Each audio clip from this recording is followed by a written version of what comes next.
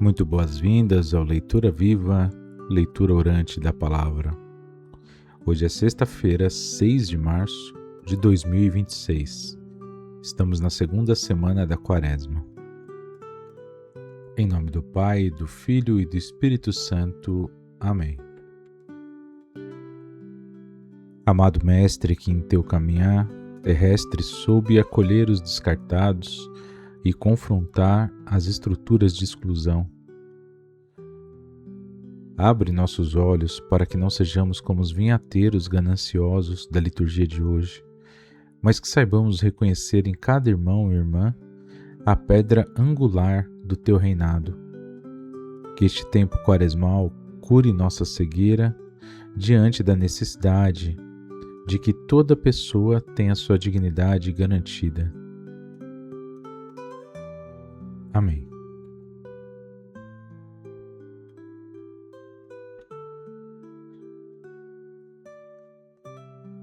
Leitura do livro de Gênesis. Israel amava mais a José do que a todos os outros filhos, porque ele tinha nascido na velhice.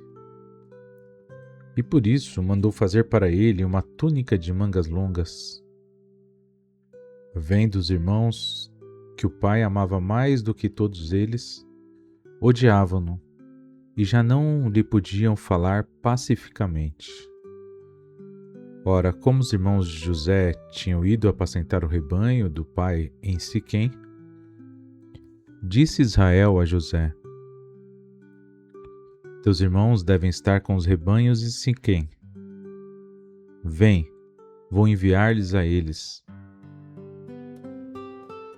Partiu, pois, José atrás de seus irmãos e encontrou-os em Dotaim. Eles, porém, tendo visto ao longe, antes que se aproximasse, tramaram a sua morte. Disseram entre si: aí vem o sonhador. Vamos matá-lo e lançá-lo numa cisterna. Depois diremos que um animal feroz o devorou. Assim veremos de que lhe servem os sonhos. Rúben, porém, ouvindo isso, disse-lhes: não lhe tiremos a vida. E acrescentou: não derrameis sangue, mas lançai-o naquela cisterna no deserto, e não o toqueis com as vossas mãos. Dizia isso porque queria livrá-lo das mãos deles e devolvê-lo ao pai. Assim que José chegou perto dos irmãos, estes despojaram-no da túnica de mangas longas, pegaram nele e lançaram-no numa cisterna que não tinha água. Depois, sentaram-se para comer. Levantando os olhos, avistaram uma caravana de ismaelitas que se aproximava proveniente de Galá. Os camelos iam carregados de especiarias, bálsamo e resina, que transportavam para o Egito. E Judá disse aos irmãos: que proveito teríamos em matar nosso irmão e ocultar seu sangue? É melhor vendê-lo a esses ismaelitas e não manchar as nossas mãos, pois ele é nosso irmão e nossa carne. Concordaram os irmãos com o que dizia. Ao passarem os comerciantes madianitas, tiraram José da cisterna e por 20 moedas de prata o venderam aos ismaelitas. E estes os levaram para o Egito. Palavras do Senhor. Graças a Deus.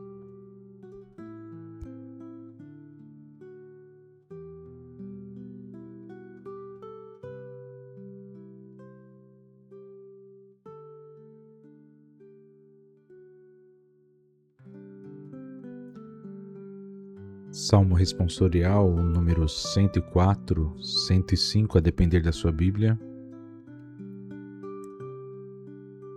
Lembrai sempre as maravilhas do Senhor. Lembrai sempre as maravilhas do Senhor. Mandou vir então a fome sobre a terra e os privou de todo o pão que os sustentava. Um homem enviara à sua frente, José, que foi vendido como escravo. Apertaram os seus pés entre grilhões e amarraram seu pescoço com correntes, até que se cumprisse o que se previa, e a palavra do Senhor lhe deu razão. Ordenou então o soberano que libertassem. O dirigente das nações mandou soltá-lo. Fez dele o senhor de sua casa, e de todos os seus bens o despenderam. Lembrai sempre as maravilhas do Senhor. Lembrai sempre as maravilhas do Senhor.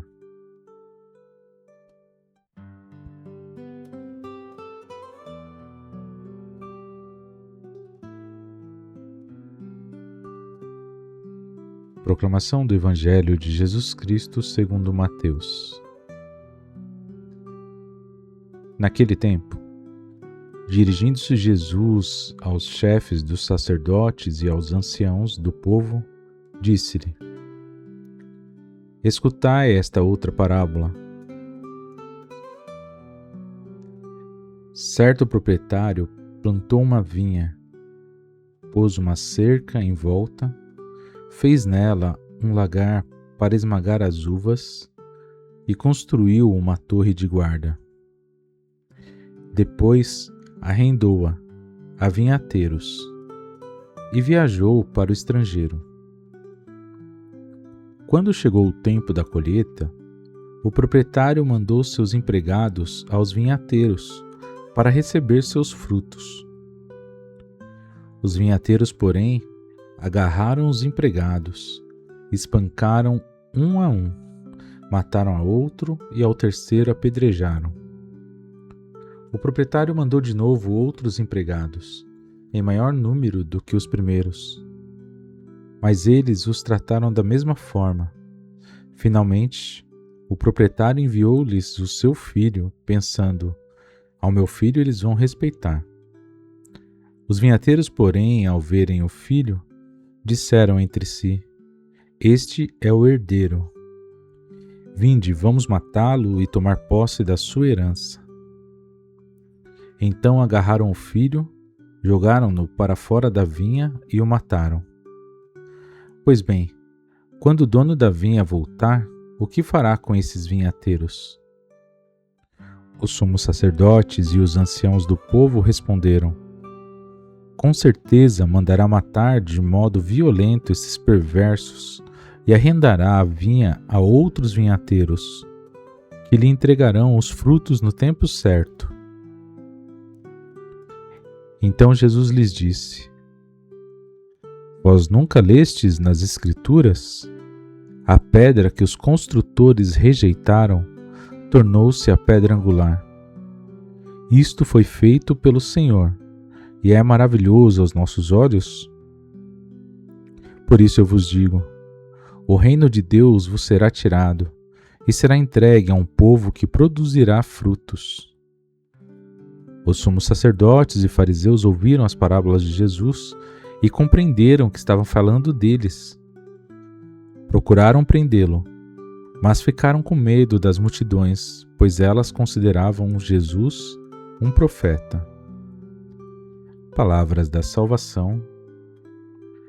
Glória a vós, Senhor.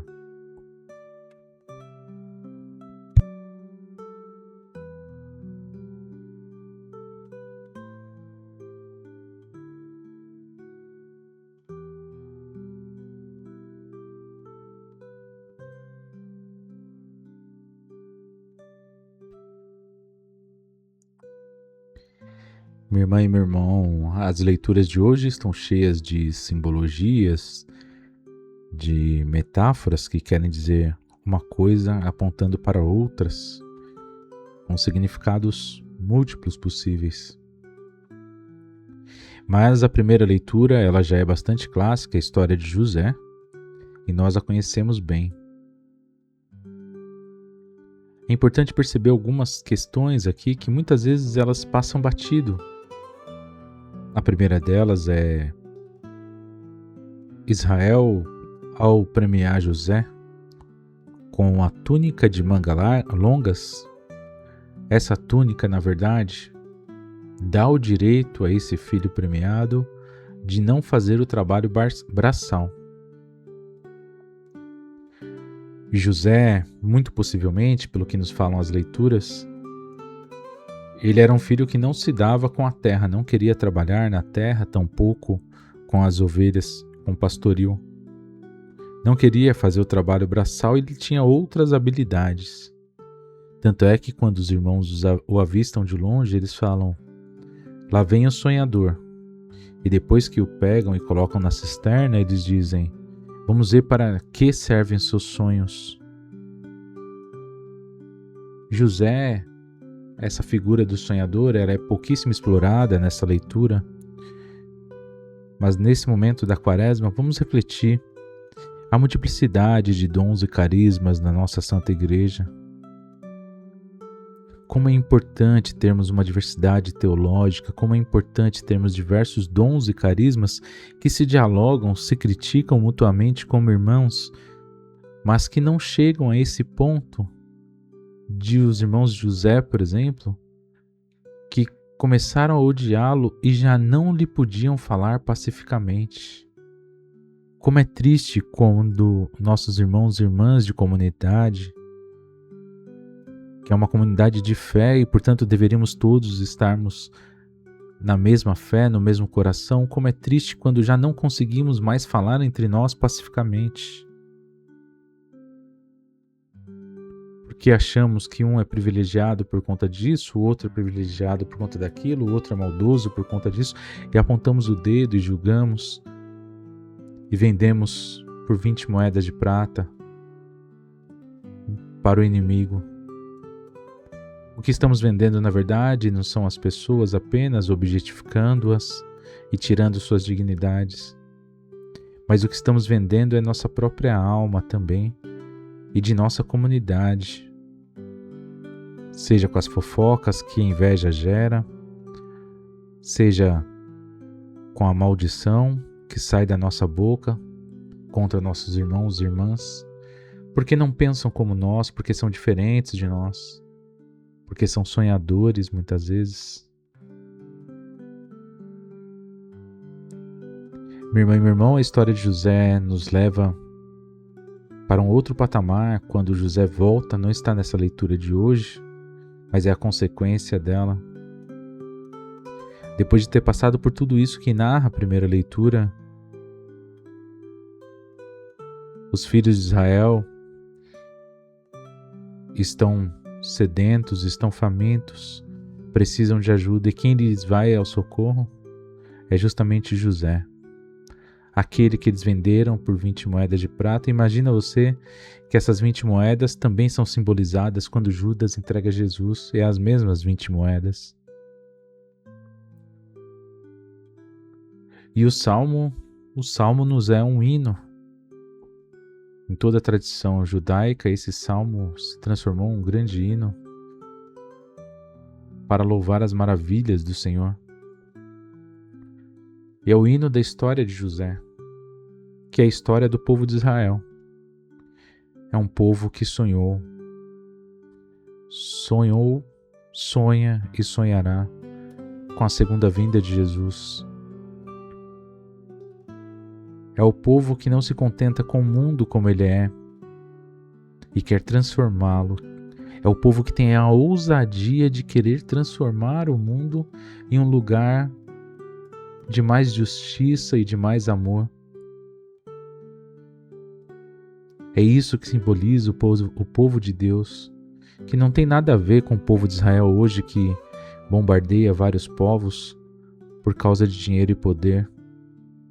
Não, esses estados modernos, todos eles, nenhum estado, nenhum reinado do mundo, já nos diz o livro de Reis e tantos outros dos profetas na Bíblia, nenhum poder desse mundo, nenhuma ideologia desse mundo é capaz de chegar aos pés do que sonha o povo de Deus, o povo de Israel verdadeiro, o povo bíblico.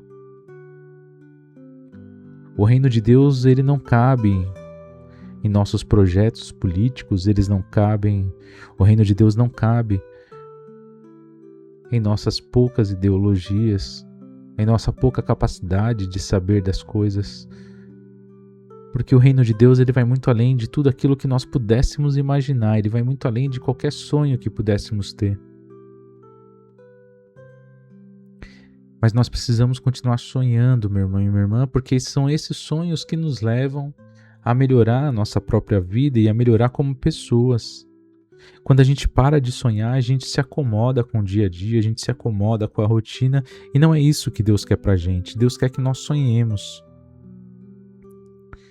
Sonhemos com dias melhores para a nossa própria vida, mas para a vida de nossa família, de nossa comunidade, de nossa cidade, de nosso estado, de nosso país e do mundo todo. O cristão é a cristã que não sonha com um mundo de justiça e de solidariedade. Pode-se dizer um cristão, uma cristã light, um cristão, uma cristã que está impedido daquilo que de mais belo há no Evangelho, que é o reino de Deus. E como o Evangelho nos mostra, o Evangelho de hoje nos mostra muito bem, Deus deixou esse mundo para nós. Essa vinha é um mundo que Deus nos deixou e nós somos os vinhateiros.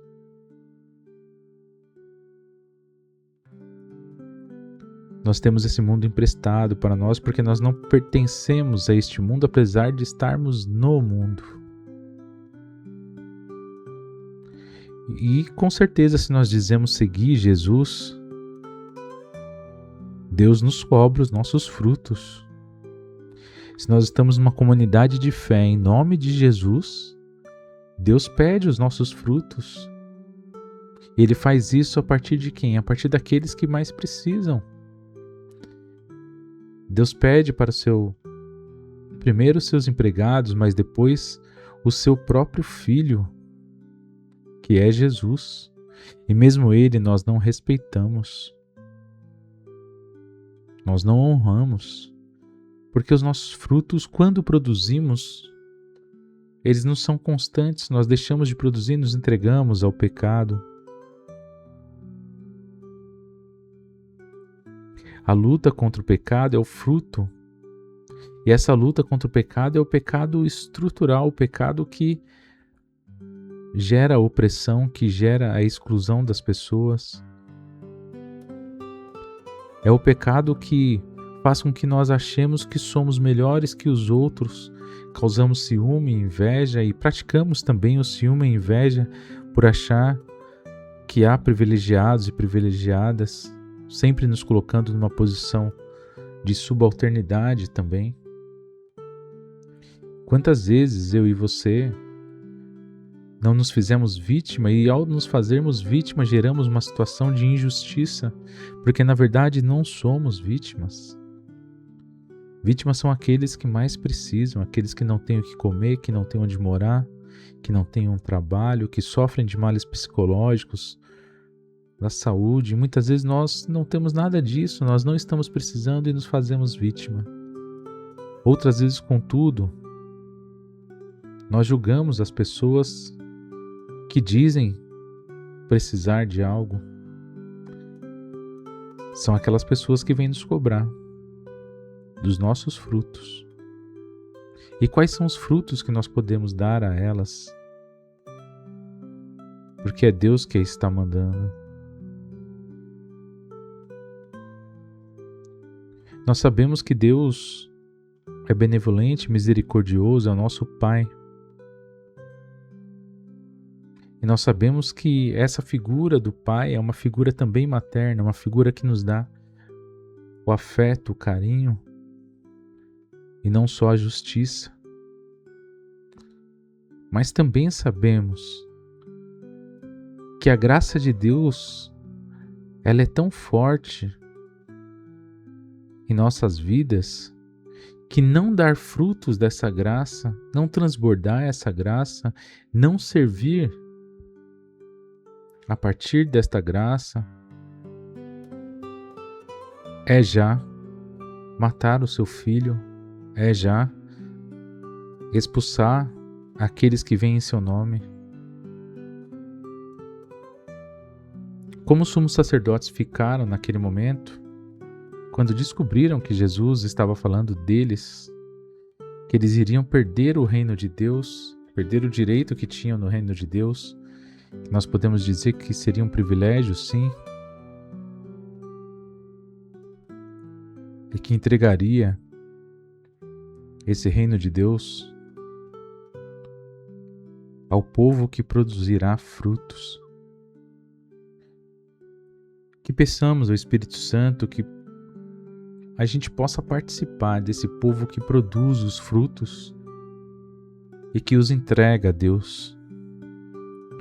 Que sejamos dignos e dignas da graça do Senhor, não no sentido de que façamos por merecer essa graça, não existe mérito na lógica de Deus, não é pela meritocracia.